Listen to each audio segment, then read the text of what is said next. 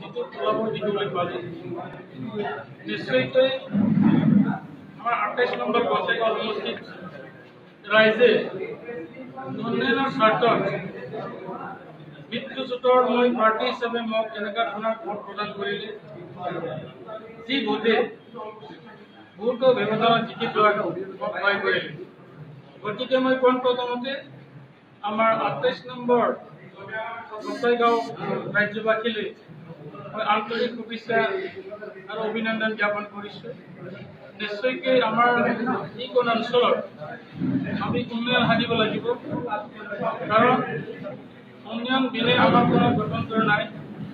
তাৰ কাৰণে আজি ৰাইজে চবে উন্নয়নৰ স্বাৰ্থত আমাৰ যৌথ প্ৰাৰ্থী তথা যৌথ দলৰ লগত থাকি পেলাই কাম কৰিবৰ কাৰণে ওলাই আহিছে।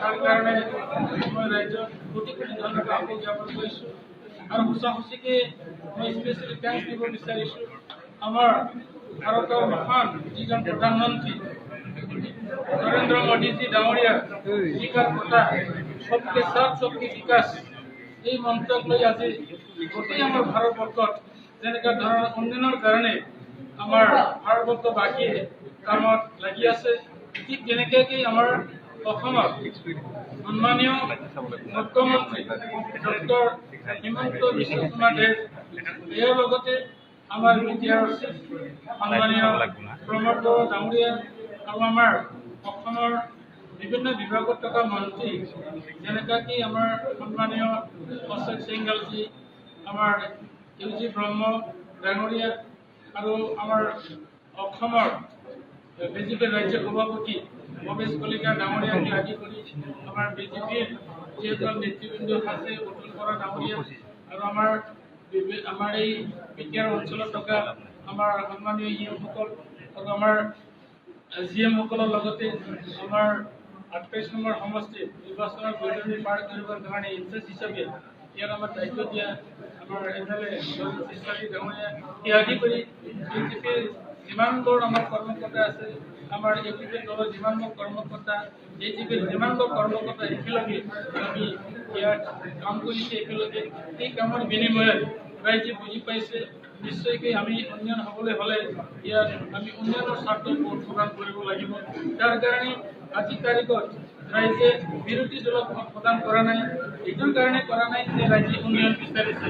ইয়াত বিৰোধী দলৰ দপদপনি আছিল যদিও আজি বিৰোধী দলক যে ইয়াত প্ৰয়োজন নাই, এইটো আজিৰ ৰিজাল্টে প্ৰমাণ কৰি দিলে যে নিশ্চয়কৈ আমাৰ মিত্ৰজোঁটৰ বা চৰকাৰ দলৰ আমাৰ প্ৰয়োজন আছে।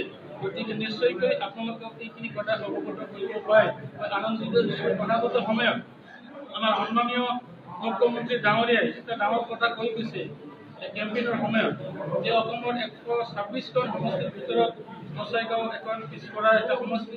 তাৰ কাৰণে ইয়াৰ উন্নয়ন কৰিব হ'লে নিশ্চয় ইয়াত বহুত কাম কৰিব লাগিব। গতিকে আমাৰ চিএম মহোদয়ে দায়িত্ব লৈছে যে এই অঞ্চলত উন্নয়নৰ কাৰণে মই নিশ্চয়কৈ একেলগে থাকি পেলাই কাম কৰিম। লগতে আমাৰ সন্মানীয় বিটিআৰচি ডাঙৰীয়াক ইয়াক কথা দিছে যে এই অঞ্চলত উন্নয়নৰ কাৰণে সকলোৱে একেলগে মিলি কাম কৰিব। গতিকে মই ভাবোঁ আমাৰ এই 28 নম্বৰ সমষ্টিত যেনেকুৱা ধৰণৰ সমস্যাবোৰ আছে এটাৰ পিছত এটা আমি সমাধান কৰিবলৈ সক্ষম হ'ম। আৰু চবে জানে যে আমাৰ ইয়াত নাম্বাৰ 1 যিটো সমস্যা এইটো বানপানী আৰু গৰাখহনীয়া কৰিবৰ কাৰণে ৰাজ্য চৰকাৰ ইয়াৰ লগতে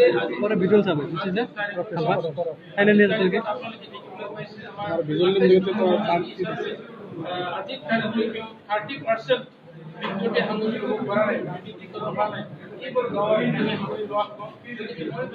আমাৰ ইয়াত যিমানবোৰ সমস্যা আছে এই সমস্যাবোৰক নিশ্চয়কৈ চৰকাৰক দৃষ্টিগোচৰ কৰিবলৈ সমাধান কৰিব পাৰিম।